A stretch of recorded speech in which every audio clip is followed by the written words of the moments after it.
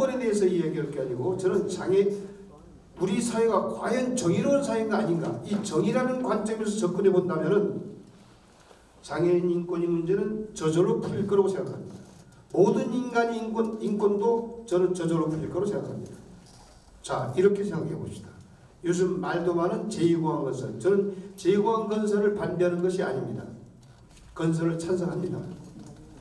자, 그럼에도 불구하고 얼마 전에 거기 온평리 할아버지 한 분이 인터뷰한 걸 제가 들었습니다.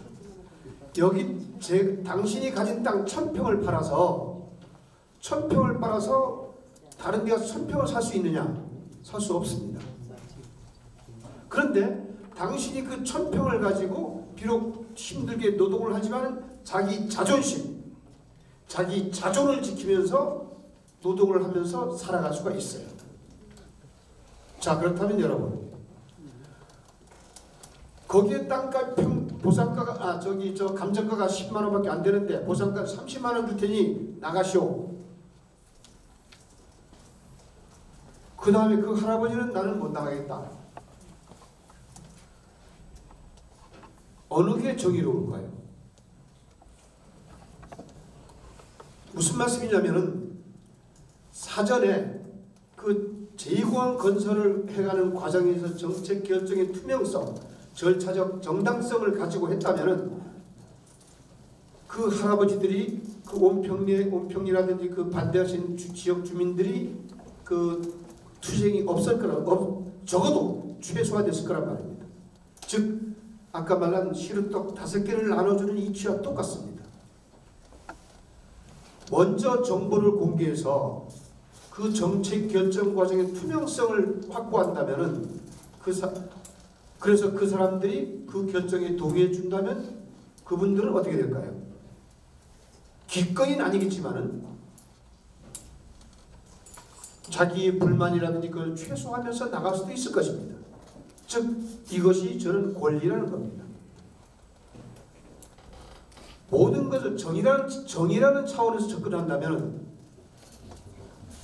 다시 한번 말씀드리지만은 이제 도정에서는 그분들 그 온평리나 안산리, 신산리 지역 주민들이 소수라 그래가지고 제주 지역 도민 전체의 행복을 위해서 너희들이 희생하라.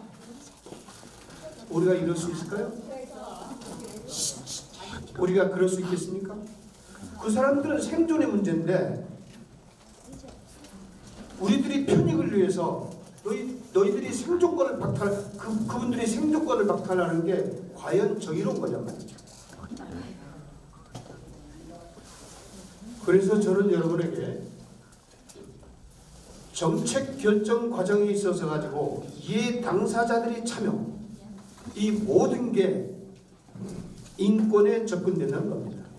아까 정말 가슴 아프게 들었던 것은 장애인 차별을 들받았을 때 참을 수밖에 없었다는 게 40% 가까웠어요. 30몇 프로였는데 무시한다. 자, 이거는 정의라는 관점에서 한번 들어가 봅시다. 모든 인간은 태어나면서부터 자유롭고 평등하며 행복을 추구할 권리를 가지고 있다. 이게 프랑스 인권 권리장전, 미국의 독립선언, 우리나라 인권 헌법의 기초가 되는 천부인권선입니다.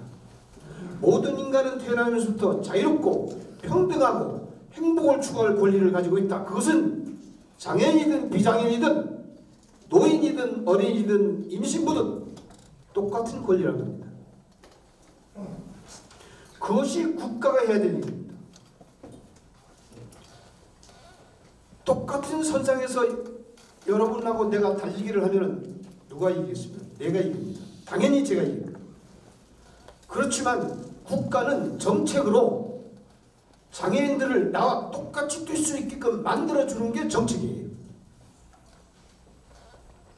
그런 정책이 없는 나라는 행복한 나라는 아닙니다. 단언합니다. 즉 그러한 정책을 실현해 줌으로 해서 인간의 존엄, 장애인이 존엄을 말하지 않겠습니다. 인간의 존엄성을 지켜주는 게 장애인의 인권도 실현되는 길이고 모든 인간의 인권이 실현될 수 있는 길이라는 것을 저는 믿습니다. 예, 이만 마치겠습니다. 고맙습니다. 네, 고맙습니다. 사실 그 사회적 약자를 위해서 지금 도의회에서 여러 가지 어떤 조례를 많이 제정을 해 주셨습니다. 장애인이 그 자유롭게 살아가는 사회야말로 인간다운 사회가 아닐까라는 그런 부분이 있고, 그다음에 장애인의 어떤 권리는 스스로가 찾아 쟁취해야 될 거 아니냐는 그런 부분이 있었습니다.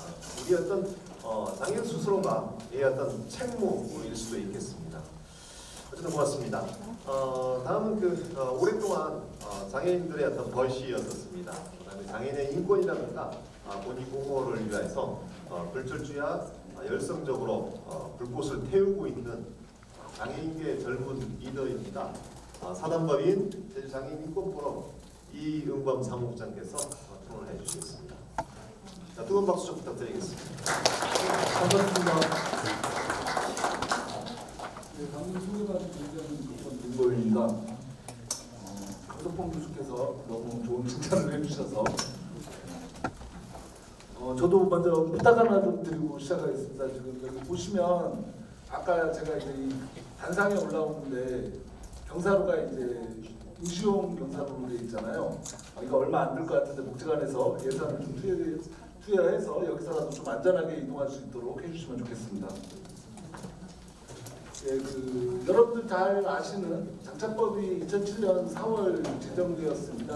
장차법 제정의 중요한 의미라고 할 수 있는 것은 장애인 당사자가 직접적으로 어떤 법안을 구체적으로 만들어내고 국회라든가 정부와의 어떤 협의와 설득을 통해서 실제적인 법안을 만들었다는 데 의미가 있다고 생각을 하고요.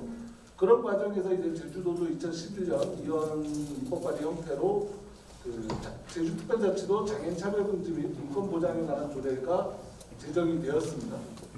근데 여러분들 잘 알다시피 최근에 들어서 더욱더 장애인의 어떤 성폭력이라든가 시설에서의 폭력, 그다음에 부당해고, 임금체불이라든가 이런 것들에 대한 장애인 인권 침해에 대한 부분들이 지속적으로 발생하고 있는데 이를 좀 어떻게 전문적으로 좀 지원해 줄 수 있는 그런 기관들의 부재로 인해서 장애인의 어떤 피해는 더 커지고 있는 상황이거든요. 이 이유는 뭐냐면 제주도에서 만든 같은 줄여서 장애인 인권 조례 안에 실제적인 기능을 수행할 수 있는 인권센터 설치라든가 인권보장위원회가 수립되지 않았기 때문에 지금 발생됐다라고 생각을 하고 있습니다. 그런 부분에서 저는 이제 지금 판단국에서 복지관에서 이러한 연구를 했다는 것은 상당히 좀 의미가 있다 생각하고요. 그런 내용과 등을 포함해서 지역에서 어떤 부분들이 장애인의 권리를 보장할 수 있는지에 대해서 좀 말씀을 좀 드리겠습니다. 인권이라는 것은 장애인의 권리라는 것은 어느 한두 가지의 범위만 충족한다고 해서 그 전부 권리가 보장된다고 생각하지 않습니다. 사회 다방면에서 비장애인과 똑같은 권리를 누릴 수 있는 환경이 조성되어야만이 어떤 우리의 권리가 보장된다라고 얘기할 수 있는데요. 그래서 저는 몇 가지 지금 아까 말했던 조례에 대한 정비가 필요하다 생각합니다. 제도적인 환경이 만들어져야 된다고 생각하는데요. 현재 장애인복지위원회가 대행하고 있는 인권보장위원회를 인권전문가 장애인 당사자가 포함되어 있는 인권보장위원회로 새로 신설을 해서 구성을 해야 된다고 생각하고요. 그 다음에 실제적으로 어떤 장애인이 인권 침해 사항이 발생하였을 때 직접적으로 조사, 구제, 법률 지원을 할 수 있는 장애인 인권센터 설치는 반드시 필요하다고 좀 생각을 하고 있습니다. 접근권이나 이동권에 대한 부분들은 지속적으로 좀 얘기를 많이 했고요. 당연한 기본적인 권리인데 좀 되지 않는 부분이 있다라는 거. 그래서 저는 그거와 관련해 접근권과 관련해서는 여러분들 인도 다니시면 상당히 불편하시잖아요. 불편한 이유 중에 하나가 제주도의 인도의 대부분이 전부 다 횡경사입니다. 네. 그래서 한쪽만 힘을 열심히 두고 밀어야 겨우 이동할 수 있는 횡경사 형태로 되어 있는데 이 부분은 뭐 제주도 지대가 높다 이런 부분의 핑계가 아닌 실제적으로 그 인도 보수공사 할 때 충분히